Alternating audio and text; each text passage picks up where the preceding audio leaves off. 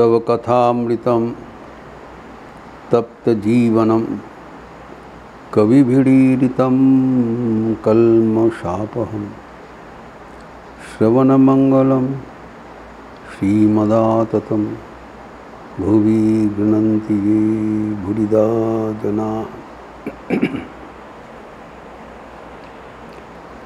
आज जन्माष्टमी के पावन अवसर पर आज के विशेष सत्प्रसंग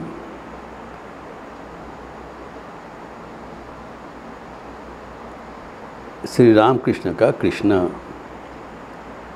द कृष्ण ऑफ श्री रामकृष्ण।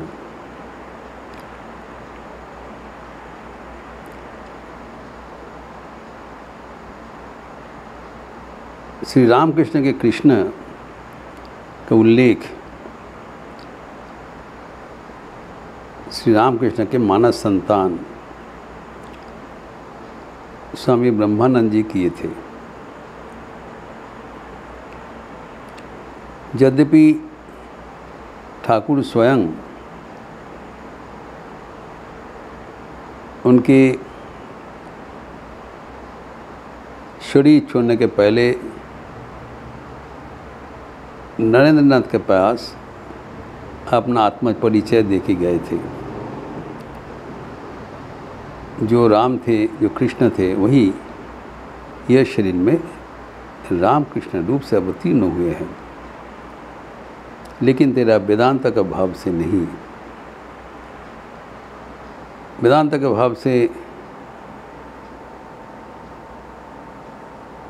सबके भीतर भगवान का आविर्भाव होता है, लेकिन ये साकार रूप से जो भगवान का आविर्भाव हुआ था अवतार शरीर में, उसके विशेष उल्लेख किया था।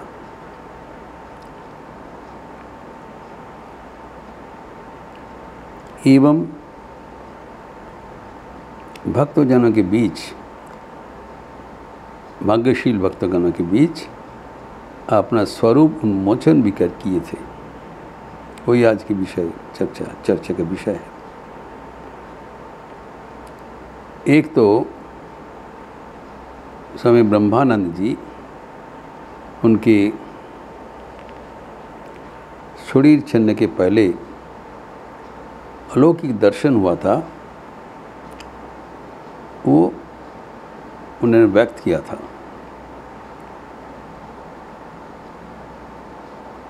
उन्होंने कह रहे हैं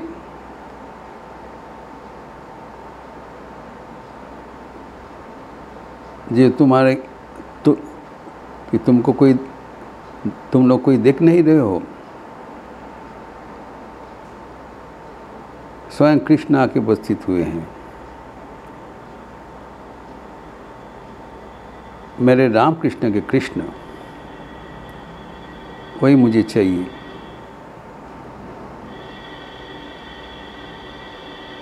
मेरे पैर में घूंघट लगा दो, नूपुर पहना दो, वो मुझे बुला रहे हैं, मैं उनके साथ नाचूंगा। प्रस्फुटित कमल के ऊपर मेरा कृष्ण विराजमान है, वो मेरे साथ नाचने चाहते हैं, हमें बुला रहे हैं। मेरा इस दौरान का खेल समापन हो गया। ये प्ले इज डन। और इतने स्पष्ट दर्शन हो रहा है कि वो आश्चर्य हो रहा है, जाओ किसी को कुछ दिखाई नहीं पड़ रहा है, किसी को दिखाई नहीं पड़ेगा कुछ। लेकिन उपस्थित सब व्यक्ति ये दर्शन के साथ श्री रामकृष्ण का दर्शन, जिसके बारे में श्री रामकृष्ण स्वयं उल्लेख किए थे, अद्भुत सादृश्य दिखा। यद्यपि श्री रामकृष्ण ने चेतावनी देके कहा कि दर्शन के बाद राखाल को कभी बताना नहीं, कारण उनके पूर्व स्थिति उदय होने से वो शरीर में नहीं रहेगा।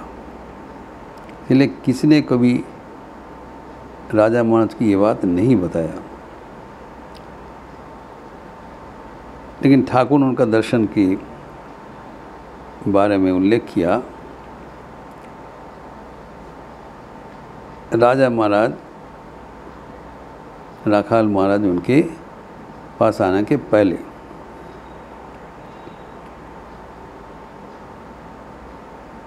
उनको 3 दर्शन हुआ था। स्वयं श्री रामकृष्ण माँ भगवती ने इनको प्रार्थना किया था कि एक शुद्ध सत्व बालक अगर मेरे पास रहते हैं तो मेरा सुविधा होगा। तो एक दिन पंचवटी में देखा एक बालक उपस्थित है, पहचाना नहीं कौन। तो देखकर रिदाराम को बताया, रिदू देखो एक लड़का को हम देखा छोटा सा। तो रिदाराम बोला, जब मामा तुम्हारा बेटा होने वाला है। तो ठाकुर ने कहा, ये कैसे हो सकता है, मेरा तो जीवन दूसरा किस्म है, मेरा किसी संतान होगा। फिर कुछ दिन बाद अचानक देखा कि माँ भवतारिणी उनके पास आके एक लड़का को उनको गोद में बिठा के चले गए। तो ताज्जुब बन गए, आश्चर्य होकर माँ को पूछा, ये कौन है? तो माँ ने बताया, ये तेरा बेटा है। वो भाई भी तो क्या बोला, मेरे किससे बेटा होगा? तब माँ मुस्कुराते हुए कहा कि ये तेरा आध्यात्मिक संतान है, मानस पुत्र है। तब ठाकुर अस्वस्थ हुआ। फिर एक दिन जब दक्षिणेश्वर में बैठे थे, अचानक देखा गंगा बक्ष में एक विशाल कमल खिले हुए हैं एवं उसके ऊपर तो बालक नृत्य कर रहे हैं, अपूर्व नृत्य कर रहे हैं। उनके हर कदम में चारों ओर विवाह उद्भासित हो रहा है। उसमें से एक था स्वयं श्री कृष्ण बाल रूप से, और दूसरा है एक बालक जिसको पहले देखा था।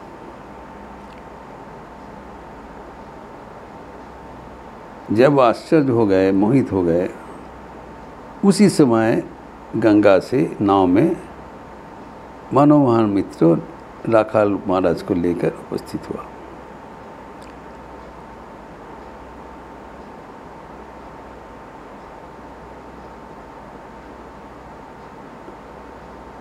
राखाल महाराज उनके पारिवारिक संपर्क था, भग्नीपति था। तो राखाल महाराज को लेके आए। उनको देखकर श्री रामकृष्ण ताज्जुब बन गए। यही लड़का को कुछ समय पहले,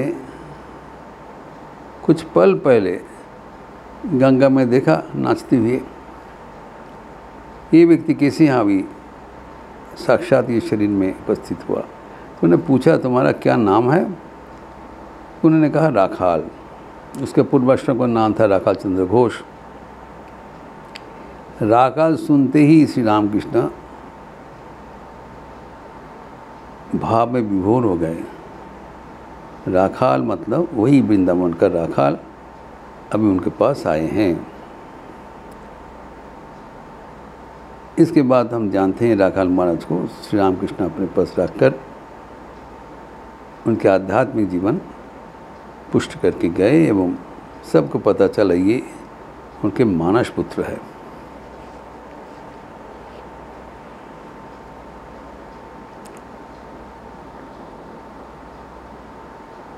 श्री रामकृष्ण जब मधुर भाव का साधन किए थे तो साधन के उपरांत वो अपने को राधा रानी के साथ संपूर्ण विलीन कर दिए थे, तादात्म्य हो गए थे। एवं उस समय में उनका श्री कृष्ण का दर्शन हुआ और वो श्री कृष्ण रूप उनके शरीर में आके विलीन हो गए।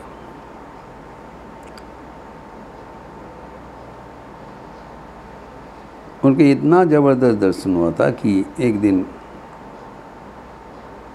एक बागीचा में घास का फूल उठाते हुए कहा, श्री कृष्ण का गात्र वर्ण इसी था।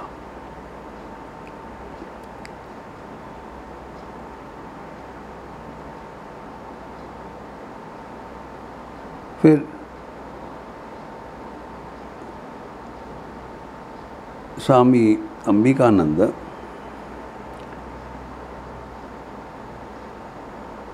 उनके पिताजी का भी स्मृति चरण किया एवं गौरी माँ श्री रामकृष्ण के महिला भक्त, उसके बारे में श्री रामकृष्ण ने कहा कि वृंदावन की एक गोपी थी, जन्म जन्मांतर के तपस्या करके वृंदावन में गोपी रूप से आविर्भूत हुई, वही आए हैं यहाँ पर। जब गौरी माँ को श्री रामकृष्ण एक दिन पूछा, गौरी तुम हमें कैसे देखते हो? गौरी माँ साक्षात बता दिया, आप वही है, वही श्री कृष्ण इस रूप से धारण करके आए हो।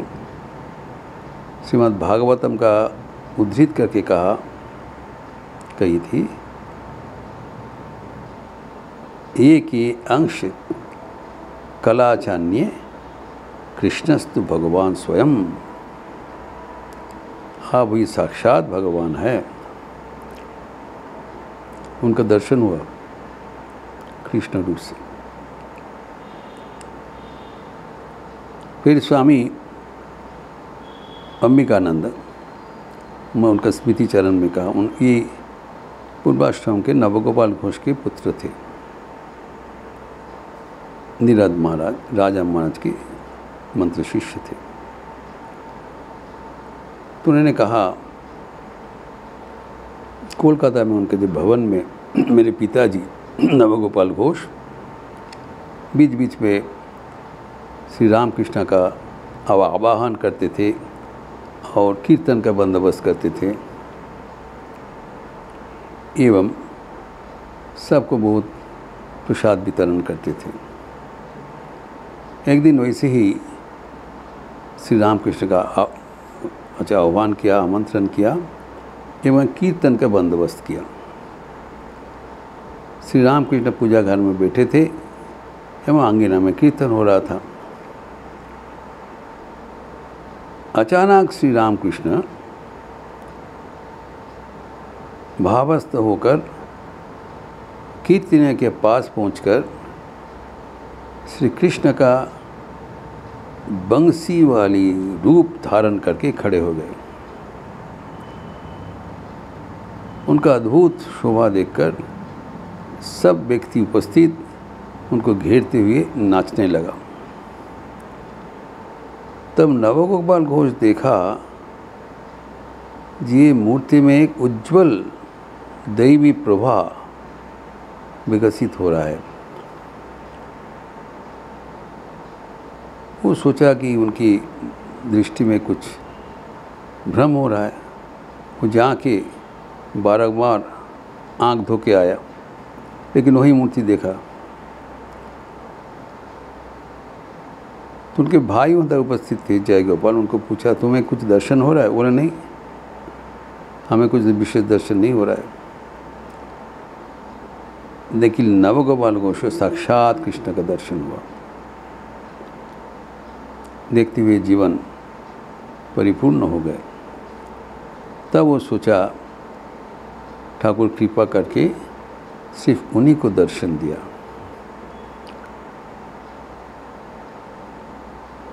उनके पत्नी निस्तारिणी देवी,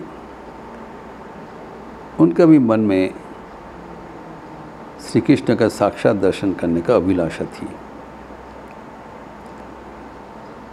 एक दिन जब श्री रामकृष्ण उनके भवन में आए थे, ऊपर में चढ़कर उनके साथ मुलाकात किया, तब उनके हाथ में एक श्री कृष्ण का चित्र भी था। तो उन्होंने निवेदन किया श्री रामकृष्ण को, मैं श्री कृष्ण का दर्शन करना चाहता हूँ। श्री रामकृष्ण कुछ बोला नहीं, वो नीचे उतर के आ गए एवं जहाँ पर कीर्तन हो रहा था वहाँ पर उपस्थित हो गए।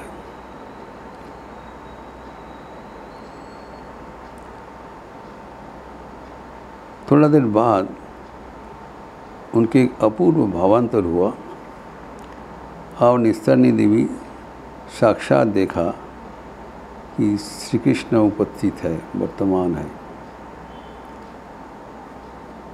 देखकर आश्चर्य हो गए और उनकी अपूर्व शोभा देखकर वो धन्य हो गए। जब श्री रामकृष्ण भावस्थ हुए, तो धातस्थ हुए, स्वाभाविक हो गए, तब वो जाके निस्तरणी को पूछा, क्या तुम्हें कुछ दर्शन हुआ? निस्तरणी देवी ने कहा, जी हाँ, श्री कृष्ण का दर्शन हो गया, लेकिन मैं राधा रानी के साथ वो कृष्ण मूर्ति दर्शन करना चाहती हूँ।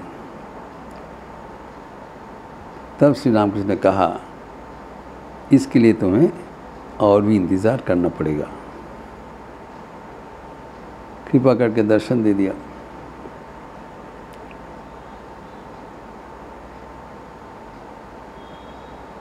फिर समय विज्ञानानंद जी का ठाकुर के शरीर में कृष्ण का दर्शन हुआ था। उन्होंने स्मृति चारण करते हुए लिखा कि तब वो कॉलेज में पाठरत थे और एक दिन ठाकुर को दर्शन करने के लिए आया। ठाकुर ने उसको बताया, देखो, मैं पूर्व जन्म में कृष्ण के रूप से गोपियों के साथ विचरण किए थे एवं उनके साथ नर्तन कीर्तन भी करते थे। ये सुनकर विज्ञानानंद जी के बिल्कुल विश्वास नहीं हुआ। वो कॉलेज स्टूडेंट है, स्वाधीन चेता है कि क्या बोल रहे हैं, बकवास कर रहे हैं। तो उनका विश्वास नहीं हुआ। ये समझकर श्री रामकृष्ण तब रासलीला का व्याख्यान करने लगा। उन्होंने कहा, देखो, गोपियों कौन है तुम्हें जानना चाहिए। इन लोग श्री कृष्णगत प्राण थे कि सारे शरीर, मन एवं अस्तित्व श्री कृष्ण पर आधारित था। जब कृष्ण का वंशित ध्वनि सुनते थे तब सब कुछ छोड़ के कृष्ण के पास चले जाते थे। उनके प्रेम अवर्णनीय है। ये कहते हुए श्री रामकृष्ण भावस्थ हो गए, समाधि में चले गए। और उनका समाधि अवस्था देखकर स्वामी विज्ञानानंद जी भी भावस्थ हो गए। उस अवस्था में उनकी आंखों से एक पर्दा अपसारित हो गए। तब वहाँ पर उनको श्री कृष्ण का रास लीला दर्शन हुआ। तो समझ में आया। ठाकुर ने बताया, श्रीमद् भागवतम में भी है, उस अवस्था में श्री कृष्ण समाधि मग्न हो गए थे एवं गोपीगण भी समाधि में चले गए थे। ये कोई प्राकृत लीला नहीं था, अब प्राकृत था। और वो बात विज्ञानानंद जी जब इस अवस्था में पहुंच गए तब उनका भी दर्शन हुआ। और वो मजबूर होकर के स्वीकार करना पड़ा।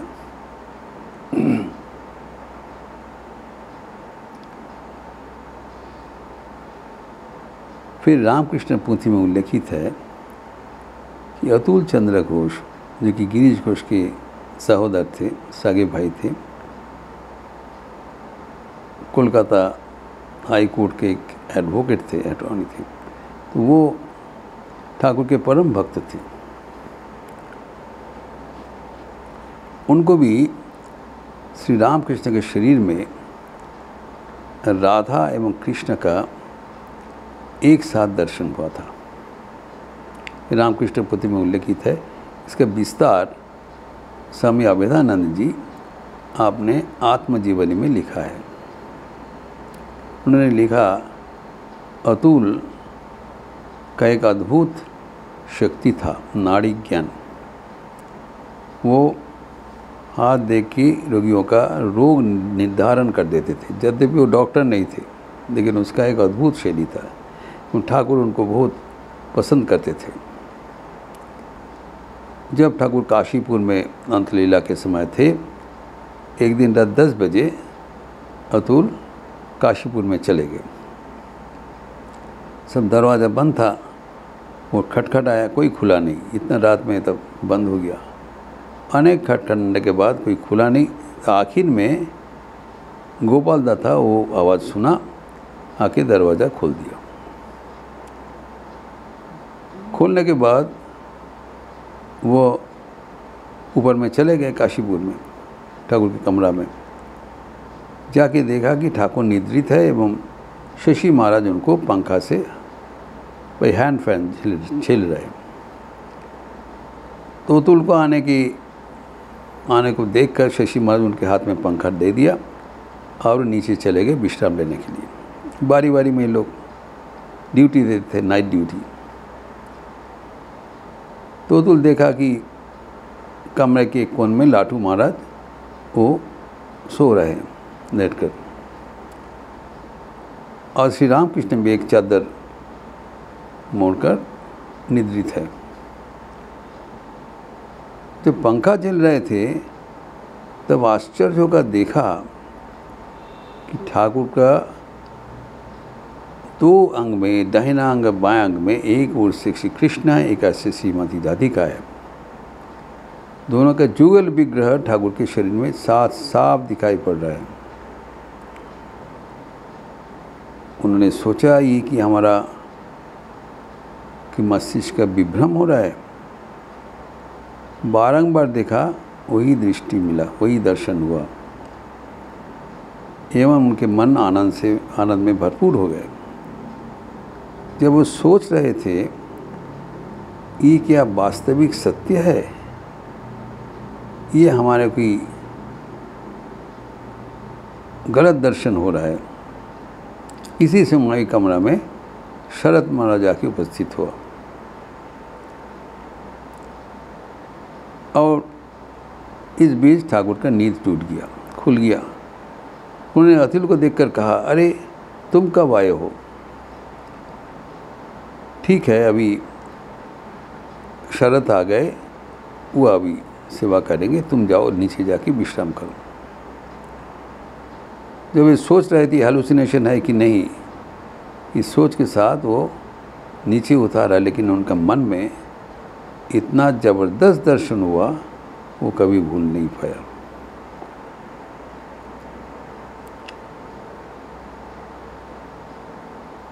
श्री रामकृष्ण स्वयं उल्लेख किया था कि एक दिन जब राधाकांत मंदिर में भागवत पाठ हो रहा था, श्री रामकृष्ण पाठ सुनने के लिए उपस्थित हुआ। अचानक श्री कृष्ण के विग्रह से एक रस्सी निकल के आया, ज्योति का रश्मि, वो निकल के उनका विग्रह से सीधा भागवत पुस्तक का स्पर्श किया, एवं उसके बाद सीधा आके उनके हृदय में स्पर्श किया। फिर वापस जाके विग्रह में मिल गया। एक ट्रायंगल बना दिया, त्रिभुज। और त्रिभुज बनने के बाद वो घूमने लगा, वो तेज़ी से घूमने लगा वो, एवं तीनों ही एकाकार हो गया। तो श्री कृष्ण के साथ उनकी जो अभिन्नता, वो ज्योति के माध्यम से वो स्वयं दर्शन किया। फिर इसके बाद में ही ठाकुर का फेमस जो सेइंग है, भागवत भक्त भगवान तीनों एक ही है।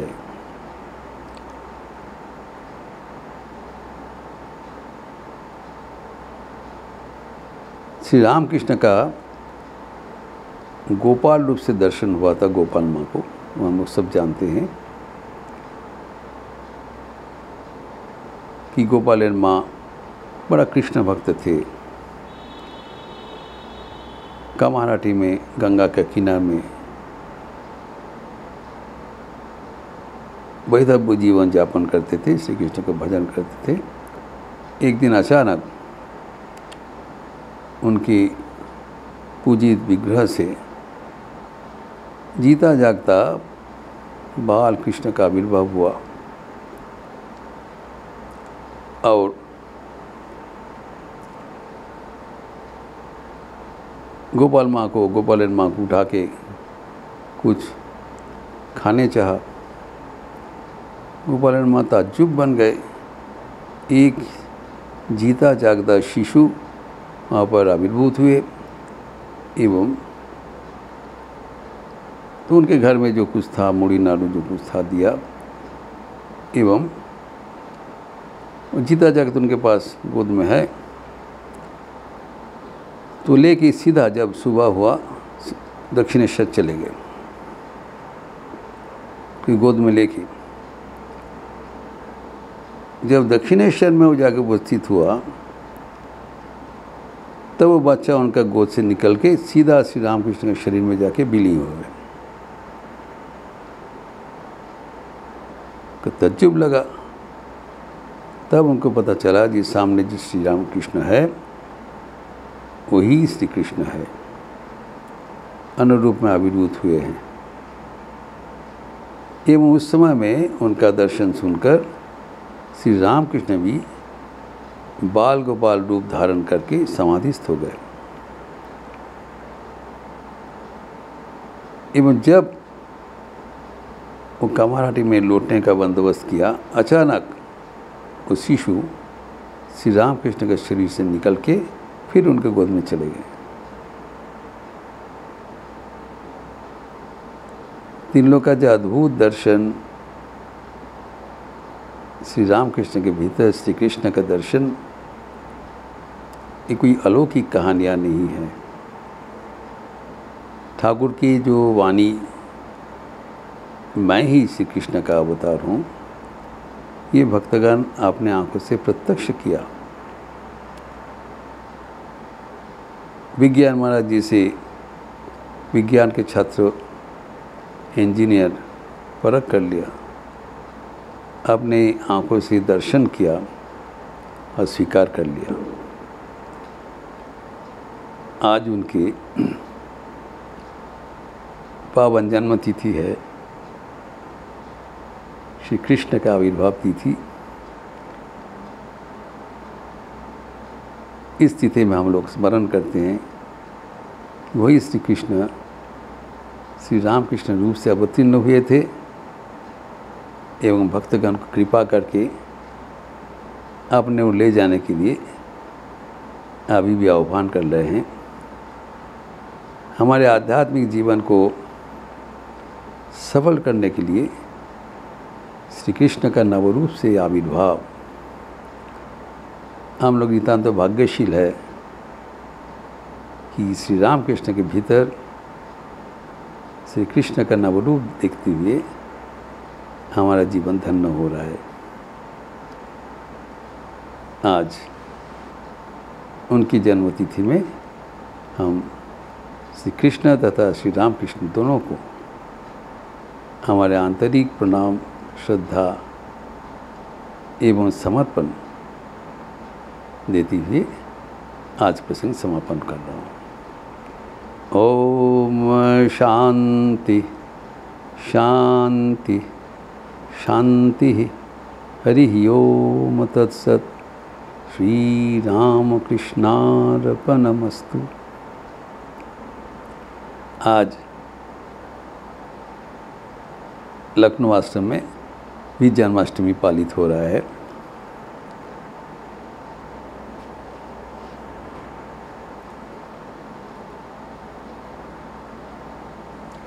नौ बजे से 8 बजे से जो नित्य पूजा होती है, उसके बाद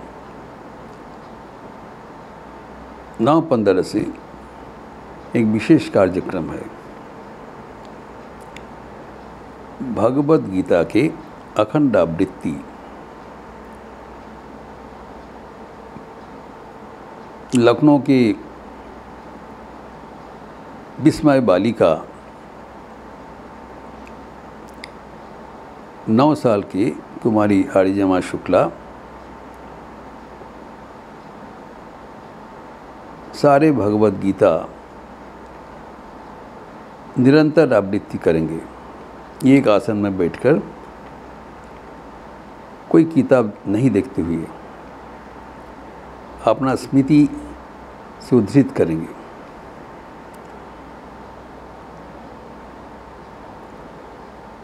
साढ़े 11 बजे तक करेंगी। उसके बाद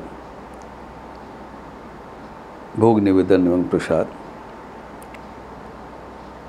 उनकी आज का ये विशेष कार्यक्रम में यही संदेश हमें मिल रहा है कि हमारे प्रत्येक के भीतर ऐसी ऊर्जा है, ऐसी शक्ति है जो कि विकसित होने के लिए उन्मुख है। आर्यमा शुक्ला को देखते हुए यूट्यूब चैनल में दिखाई पड़ेगा। हम सबकी वो भरोसा होता है कि हमारे भीतर भी वो शक्ति है, अगर हम चाहें तो उसको विकसित कर सकते हैं। सुबह का कार्यक्रम समापन के साथ साथ शाम को भी जन्माष्टमी के विशेष कार्यक्रम है। 6:55 में ठाकुर की संध्या आरती। उसके बाद